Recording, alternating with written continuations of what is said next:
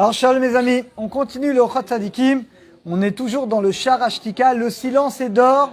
C'est le deuxième cours, ceux qui ont le livre devant eux, c'est page 146. Mishuragil Beshtika, celui qui a l'habitude de se taire. Nitzol, il est sauvé de beaucoup de fautes. L'hypocrisie, la moquerie, la shonara, le mensonge. Regardez ce qu'il dit. Keshada Mecha, quand un homme t'insulte, ou un homme va mal te parler, Yossif Ledaber, malheureusement, si tu lui réponds, qu'est-ce que tu vas causer? Ça va être pire. La meilleure défense, c'est quoi? Tu te tais. Non, sur le coup, tu te tais.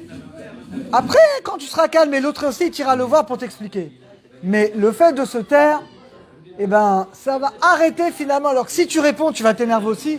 Et ça va envenimer. Et ça va être finalement, ça va être de pire en pire. Également, il dit quand des fois, un idiot, il va dire une mauvaise phrase. Alors ça dépend des cas. Mais souvent, des fois, le mieux, souvent, c'est de rien dire. De laisser la personne dans sa bêtise.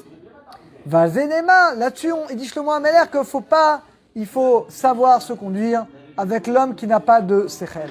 En plus, ses amis, quand on fait attention à sa bouche, les gens te confient des secrets. Parce que tu es quelqu'un qui parle pas, qui fait attention. Ça se voit. Donc les gens te confient des secrets. Et on ne doit pas oublier ce que dit Shlomo Ameler. Mavet vechaim biadashon. La mort et la vie sont dans la bouche. Et là, regardez ce qu'il dit, c'est extraordinaire. Adam ose bilshono yotem ashose becharbo. Un homme avec sa bouche, il peut faire pire qu'avec un glaive. Vous savez pourquoi? Avec un glaive, une épée, tu ne peux tuer que celui qui est à côté de toi. Mais avec ta bouche, tu peux tuer même des gens qui sont à des kilomètres à l'autre bout du monde. La bouche, les amis, le pouvoir du lashon hara et de la rechilut est tellement fort que tu peux tuer des gens. Il dit c'est la raison pour laquelle Hachem il a créé qu'on a 2 yeux, on a 2 oreilles, on a 2 narines, mais on a une seule bouche. Pour dire que apprends à contrôler ta bouche. Ashtika, le silence, il est bien pour les sages. À plus forte raison pour les idiots qui doivent apprendre à se taire. Mais néanmoins, regardez ce qu'il dit. Des fois, le silence est mauvais. Il va donner des exemples.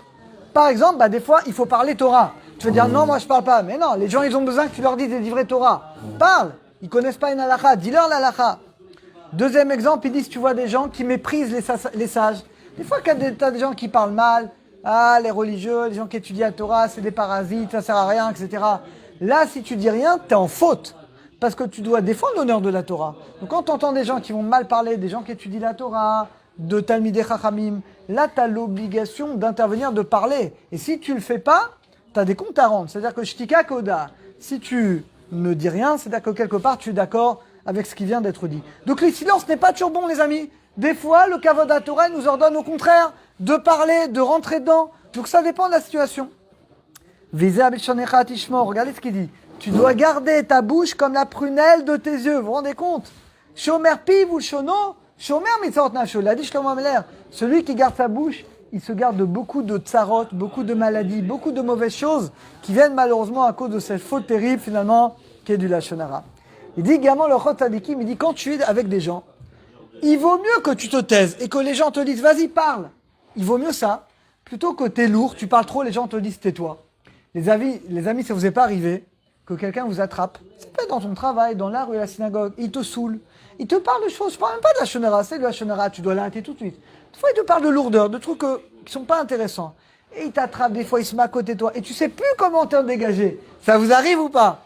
Tu sais plus quoi faire. Tu dis, bon, t'essaies de te sauver, de faire genre, on t'appelle au téléphone, tu sais plus quoi faire.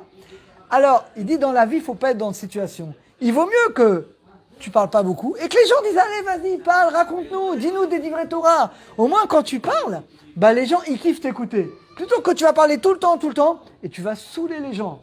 Non, c'est pas bien, faut pas saouler non plus les gens. Donc, il faut apprendre à faire attention. Et là, également, regardez ce qu'il dit. On doit apprendre à pas faire honte à quelqu'un. Quand quelqu'un il a un défaut, ça peut être un défaut physique chez lui, sa femme, ses enfants. Tu peux pas parler de ce défaut même de quelqu'un d'autre. Quelqu'un, il a un grand problème de poids, imagine. Tu vas pas parler devant lui, ah ouais, celui-là il a fait l'opération, là il a perdu 40 kilos, ah celui-là t'as vu que c'est... Tu vas pas... C'est honteux. Tu vois bien qu'il est concerné, il va se sentir mal à l'aise. Quelqu'un, je sais pas, il a un défaut physique. C'est évident que tu vas pas parler de ce défaut. Même si tu parles de quelqu'un d'autre qui a le même défaut, mais il va se sentir mal, tu lui fais honte. Deuxième exemple, un converti. Il n'y a pas de mal à être un converti, au contraire, c'est un mérite extraordinaire. Mais il y a des convertis qui préfèrent le cacher pour des raisons de discrétion. Il y a des convertis qui revendiquent, ils le disent devant tout le monde. Mais il y a des convertis, souvent, ils sont discrets, ils veulent pas qu'on le dise. Ils sont un peu gênés, ils sont un peu timides. Toi, tu le sais, t'as pas le de dire ah, dis-moi, et toi, c'est magnifique que tu t'es converti. Et où t'habitais tes parents, ils viennent de Bretagne, c'est ça? Pourquoi tu parles comme ça? Mais non, si tu sais qu'il est converti, tu vas pas parler non plus des convertis devant lui. Parce qu'il va se sentir mal, il va dire oulala, tout le monde sait que je suis converti, c'est pas. Troisième exemple, un Baal Tchouva. Quelqu'un, imagine, voilà, comme Raphaël, imagine quelqu'un, tu sais qu'il était un grand DJ, il vivait la nuit, c'est ça? Ouais, à Paris. Il vivait la nuit, il mixait dans les boîtes de nuit la nuit, etc. Alors tu vas pas, et il a fait, tu vois, maintenant il est tous les matins, il prie, il étudie avec nous, Sainte Sadique, il fait du chesed. Tu vas pas maintenant aller le voir. Raphaël, tu te souviens il y a 20 ans? Tu peux nous remixer là, ça nous rappelle... C'est honteux, tu fais ça, tu es en train de lui faire honte, tu lui rappelles son passé. En fait, ce sont des exemples, les amis, il faut un petit peu de finesse dans la vie. Il faut un petit peu de finesse. Je sais pas, quelqu'un, il n'est pas marié, il n'arrive pas à se marier. Eh ben, tu vas pas parler devant lui, ah, regarde lui, etc. Quelqu'un, il a pas d'enfant, ça fait 10 ans, il est marié, il n'a pas de gosse. Tu vas pas devant lui dire, ah, regarde, moi j'ai acheté la dernière poussette. Il faut, les amis, il faut avoir un petit peu de cœur, un petit peu de tact. Il faut réfléchir. Quand tu sais qu'autour de toi, tu as quelqu'un qui a une faiblesse, qui a un problème, qui a un malheur dans sa vie, qui a quelque chose, il faut qu'on ait de la sensibilité. Il ne faut pas le mettre mal à l'aise. Il ne faut pas dire ou faire quelque chose qui va le mettre mal à l'aise. Bah, tout ça, c'est la bouche, les amis. Tout ça, c'est finalement la bouche. Yesh, quelqu'un m'a raconté, une femme, la pauvre, elle était voir sa copine, et elle la voit avec un beau ventre, elle va la voir, elle lui dit « Ah, Mazel Tov, c'est super, je suis trop contente ». Et l'autre, elle lui dit « Je suis pas du tout enceinte, c'est juste que j'ai beaucoup mangé ces derniers temps ». Imagine la pauvre, là, elle m'a raconté, la pauvre, elle était morte de honte. Alors, les amis, ça, c'est des exemples, mais je suis sûr que ça vous arrive des trucs dans ce style-là. C'est que les amis, il faut un petit peu de tact.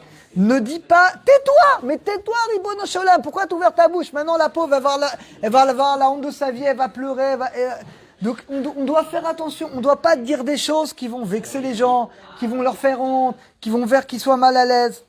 Et on finit en bas, 147. Yesh, il y a quelqu'un qui sautait devant un sage, il a un mérite. Mais il y a quelqu'un qui sautait, c'est une faute. Il dit par exemple, quelqu'un qui sautait devant un sage, il a un mérite parce qu'il veut écouter. Comme il veut écouter, il va apprendre, donc il ne parle pas à ça, c'est un mérite, c'est bien.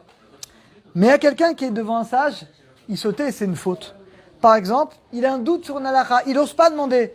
Demande, tu vas faire une avera, demande, qu'est-ce que tu t'en fiches? T'as honte? N'aie pas honte, demande. Quand c'est pour une halakha, tu ne dois pas avoir honte finalement de demander.